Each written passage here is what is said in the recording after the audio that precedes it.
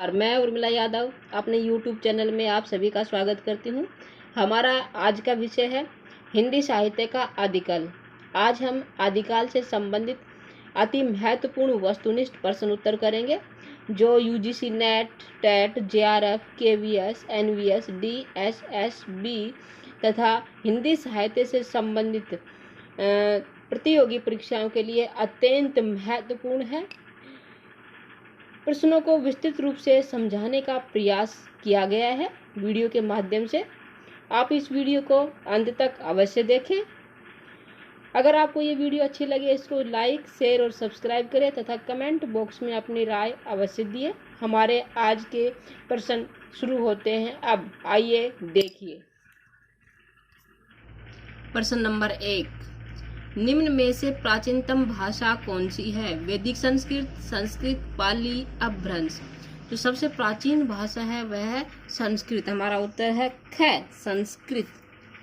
अगला प्रश्न है, संस्कृत भाषा के कितने रूप हैं? 2, 3, 4, 1। संस्कृत भाषा के 2 रूप हैं। कौन कौन से हैं मैं आपको बताना चाहूंगी। संस्कृत भाषा का एक रूप है वैदिक संस्कृत, दूसरा रूप है लौकिक संस्कृत। वैदिक संस्कृत जिसमें वेदों की रचना हुई और लौकिक संस्कृत जिसमें रामायण और महाभारत की रचना हुई। संस्कृत के 2 रूप हैं, याद रखिए, वैदिक संस्कृत और लौकिक संस्कृत। अगला प्रश्न है, वेदों की रचना किस भाषा में हुई? अभी मैंने बताया, प्रश्न आ गया है। संस्कृत, लौकिक संस्कृत, वैदिक संस्कृत, प्राकृत। वेदों की रचना वैदिक संस्कृत में हुई। उत्तर है इसका ग, वैदिक संस्कृत। अगला प्रश्न है, संस्कृत के 2 रूप निम्न में से कौन कौन से हैं? संस्कृत, लौकिक संस्कृत, वैदिक संस्कृत। ख और ग दोनों हम बता चुके हैं। संस्कृत के 2 रूप हैं, लौकिक संस्कृत और वैदिक संस्कृत। इसका उत्तर है ख और ग दोनों ही संस्कृत के रूप हैं, लौकिक संस्कृत और वैदिक संस्कृत। अगला प्रश्न है, रामायण महाभारत की रचना किस भाषा में हुई? संस्कृत, हिंदी, लौकिक संस्कृत, वैदिक संस्कृत। पहले बता चुके हैं, रामायण और महाभारत नामक ग्रंथों की रचना लौकिक संस्कृत में हुई थी। उत्तर है इसका ग, लौकिक संस्कृत। अगला प्रश्न है, संस्कृत भाषा की अवधि निम्न में से क्या है? 500 ईस्वी पूर्व से पहली ईस्वी, 1500 ईस्वी पूर्व से 500 ईस्वी पूर्व, 1 ईस्वी से 500 ईस्वी, 500 ईस्वी से 1000 ईस्वी। 4 विकल्प हैं, इनमें से हमारा उत्तर है ख। संस्कृत भाषा की अवधि है 1500 ईस्वी पूर्व से 500 ईस्वी पूर्व। मैं आपको बताना चाहूंगी, जो हमारा भाषाओं का क्रम है, सबसे पहले संस्कृत आती है, उसके बाद आती है पाली, फिर आती है प्राकृत, उसके बाद आती है अपभ्रंश और फिर हिंदी, आधुनिक हिंदी। संस्कृत, पाली, प्राकृत, अपभ्रंश और आधुनिक हिंदी। जो संस्कृत भाषा है उसका जो काल है वो 1500 ईस्वी पूर्व से 500 ईस्वी पूर्व है। पाली भाषा का काल 500 ईस्वी पूर्व से पहली ईस्वी तक है। प्राकृत भाषा का जो काल है वो पहली ईस्वी से 500 ईस्वी तक है। और अपभ्रंश का जो काल है वो 500 ईस्वी से 1000 ईस्वी तक। फिर आती है आधुनिक हिंदी। आधुनिक हिंदी का जो काल है वो 1000 ईस्वी से अब तक है। ये हमारी इन भाषाओं का जो समय है, अवधि है, वो है। आप इनको ध्यान से सुनना, ये कई बार एग्जाम्स में आता है। अगला प्रश्न है, सतम और केटुम किस भाषा परिवार के अंग हैं? भारतीय, भारोपीय, सामी, अल्ताई। सतम और केटुम भारोपीय भाषा परिवार के अंग है। उत्तर है इसका ख, भारोपीय। अगला प्रश्न है, कौन सा भाषा परिवार सबसे बड़ा है? भारोपीय, चीनी, सामी, हरामी, द्रविड़ भाषा परिवार। जो सबसे बड़ा भाषा परिवार है वो भारोपीय भाषा परिवार है, सबसे बड़ा भाषा परिवार है। उत्तर है क, भारोपीय। अगला प्रश्न है, भारोपीय परिवार की भाषाएं हैं योगात्मक, अयोगात्मक, श्लिष्ट योगात्मक और निम्न में से कोई नहीं। तो जो भारोपीय परिवार की भाषाएं हैं वो श्लिष्ट योगात्मक भाषाएं हैं। उत्तर है इसका ग, श्लिष्ट योगात्मक। अगला प्रश्न है, विश्व में जनसंख्या के अनुसार सबसे बड़ी भाषा है? तुर्की, हिंदी, मंदारिन, उत्तरी चीनी भाषा और संस्कृत। विश्व में जनसंख्या के अनुसार सबसे बड़ी भाषा है मंदारिन, उत्तरी चीनी भाषा। उत्तर है ग। अगला प्रश्न है, डॉक्टर ग्रियर्सन ने भाषा सर्वेक्षण के दौरान कितनी भाषाओं को चिन्हित किया? 180, 169, 179, 185। मैं आपको बताना चाहूँगी भाषा सर्वेक्षण ग्रंथ डॉक्टर गिरियर्सन का है, जिसमें उन्होंने 179 भाषाओं को चिन्हित किया। उत्तर है ग 179। नाग भाषा परिवार किस भाषा परिवार को कहते हैं? चिन्नी, तिब्बती, द्रविड़ भाषा परिवार, भारतीय आर्य भाषा परिवार, ऑस्ट्रो एशियाटिक भाषा परिवार। चिन्नी तिब्बती भाषा परिवार को नाग भाषा परिवार भी कहते हैं। हमारा उत्तर है क्या? चिन्नी तिब्बती, जिसे हम नाग भाषा परिवार कहते हैं। अगला प्रश्न है, भारतीय आर्य भाषाओं को काल की दृष्टि से कितने वर्गों में बांटा गया है? 2, 4, 3, 5। भारतीय आर्य भाषाओं को काल की दृष्टि से 3 वर्गों में बांटा गया है। प्राचीन भारतीय आर्य भाषा, मध्य भारतीय आर्य भाषा और आधुनिक भारतीय आर्य भाषा। ये 3 भाषाओं में बांटा गया है भारतीय आर्य भाषा को। अगला प्रश्न है, भारतीय आर्य भाषाओं को कौन से 3 वर्गों में बांटा गया है? अभी मैंने बताया और प्रश्न आ भी गया है। उत्तर है जो हमारे विकल्प हैं ये हैं, प्राचीन भारतीय आर्य भाषा जिसकी जो अवधि है, समय सीमा है 1500 ईस्वी पूर्व से 500 ईस्वी पूर्व, मध्य आर्य भाषा 500 ईस्वी पूर्व से 1000 ईस्वी और आधुनिक आर्य भाषा 1000 ईस्वी से अब तक। जो हमारा प्राचीन भारतीय आर्य भाषा है ये इसमें संस्कृत आती है, संस्कृत। और मध्य भारतीय आर्य भाषा इसमें पाली, प्राकृत और अपभ्रंश आती है। आधुनिक आर्य भाषा इसमें हिंदी भाषा आती है, और जो हमारा भारतीय आर्य भाषाओं के 3 वर्ग हैं, ये सभी तीनों ही भारतीय आर्य भाषाओं के वर्ग हैं। इसका उत्तर है घ सभी। ये सभी भारतीय आर्य भाषा के वर्ग हैं। जो प्राचीन है उसमें संस्कृत आती है, मध्य भारतीय आर्य भाषा में पाली, प्राकृत, अपभ्रंश आती है और आधुनिक भारतीय आर्य भाषा में आधुनिक हिंदी आती है। अगला प्रश्न है, हिंदी भाषा की जननी है संस्कृत, प्राकृत, अपभ्रंश, ब्रज भाषा। जो हिंदी भाषा की जननी है संस्कृत भाषा।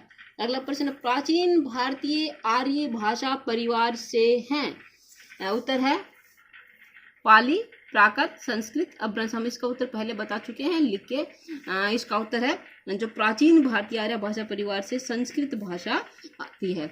अगला प्रश्न है, वैदिक संस्कृत का समय क्या है? मैंने पहले बताया था संस्कृत के 2 रूप है, एक वैदिक संस्कृत, दूसरा है लौकिक संस्कृत। वैदिक संस्कृत का समय क्या है हमें बताना। हमारे पास 4 विकल्प है, 1500 ईस्वी पूर्व से 800 ईस्वी पूर्व तक, 800 ईस्वी पूर्व से 500 ईस्वी पूर्व, 500 ईस्वी से 1000 ईस्वी, 500 ईस्वी पूर्व से 500 ईस्वी पूर्व तक। हमारा उत्तर है 1500 ईस्वी पूर्व से 800 ईस्वी पूर्व तक वैदिक संस्कृत का समय है। उत्तर है इसका क्या? 1500 ईस्वी पूर्व से 800 ईस्वी पूर्व तक। अगला प्रश्न है, लौकिक संस्कृत की समय सीमा क्या है? 500 ईस्वी पूर्व से 500 ईस्वी, 800 ईस्वी पूर्व से 500 ईस्वी, 500 ईस्वी से 1000 ईस्वी, 1500 ईस्वी पूर्व से 1 ईस्वी। जो इसका उत्तर है 800 ईस्वी पूर्व से 500 ईस्वी पूर्व। ये लौकिक संस्कृत का समय है। फिर से बता रही हूँ, 800 ईस्वी पूर्व से 500 ईस्वी पूर्व तक लौकिक संस्कृत की समय सीमा है। उत्तर है ख। अगला प्रश्न, पाली भाषा की समय सीमा क्या है? 500 ईस्वी पूर्व से 1000 ईस्वी, 500 ईस्वी पूर्व से 1 ईस्वी, 1500 ईस्वी पूर्व से 500 ईस्वी पूर्व, 500 ईस्वी से 500 ईस्वी। उत्तर है इसका ख, 500 ईस्वी पूर्व से 1 ईस्वी पाली भाषा। 500 ईस्वी पूर्व से 1 ईस्वी पाली भाषा की समय सीमा है। अगला प्रश्न है, आधुनिक आर्य भाषा परिवार में कौन सी भाषा है? आधुनिक पहले बता चुके हैं। आधुनिक भाषा परिवार में हिंदी आती है। ये हिंदी आधुनिक भाषा परिवार की भाषा है। अगला प्रश्न है, प्राकृत भाषा की समय सीमा क्या है? 500 ईस्वी पूर्व से 1000 ईस्वी, 1500 ईस्वी पूर्व से 500 ईस्वी पूर्व, 1 ईस्वी से 500 ईस्वी। इनमें से कोई नहीं। जो प्राकृत भाषा की समय सीमा है 1 ईस्वी से 500 ईस्वी। उत्तर है ग। अगला प्रश्न है, अपभ्रंश भाषा की समयावधि है 1 ईस्वी से 500 ईस्वी, 1500 ईस्वी पूर्व से 500 ईस्वी, 500 ईस्वी से 1000 ईस्वी, 500 ईस्वी पूर्व से 1 ईस्वी। उत्तर है इसका 500 ईस्वी से 1000 ईस्वी अपभ्रंश भाषा की समयावधि है। उत्तर है ग।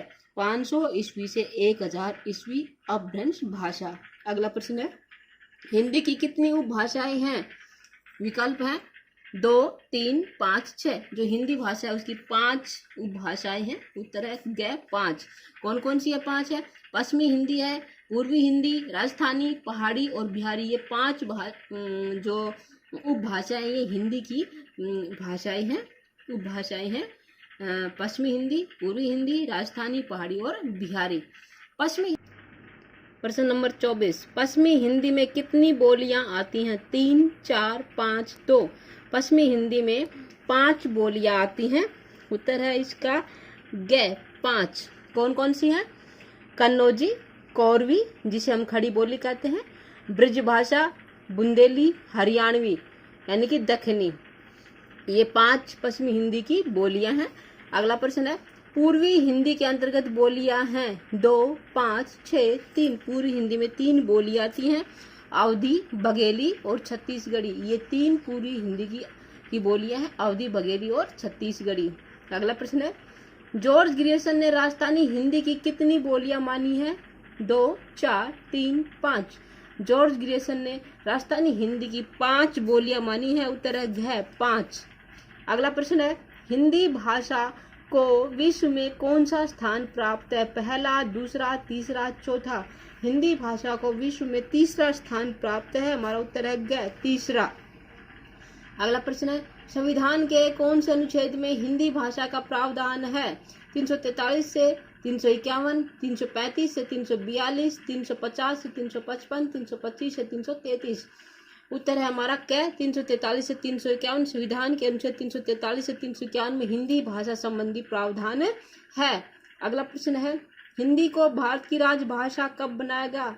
14 सितंबर 1949, 12 सितंबर 1949, 14 अक्टूबर 1949, 10 दिसंबर 1949, 10 सितंबर 1949। हमारा उत्तर है ख 14 सितंबर 1949। 14 सितंबर 1949 को हिंदी को भारत की राजभाषा बनाया गया। अगला प्रश्न है, जब संविधान बना उस समय 8वीं अनुसूची में कुल कितनी भाषाएं थी? 12, 14, 22, 7।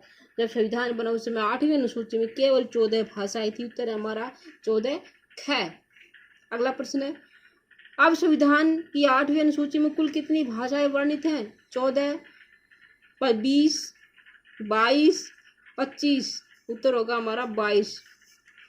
अब संविधान की 8वीं अनुसूची में कुल 22 भाषाएं वर्णित हैं। उम्मीद करती हूँ आपको वीडियो अच्छी लगी होगी।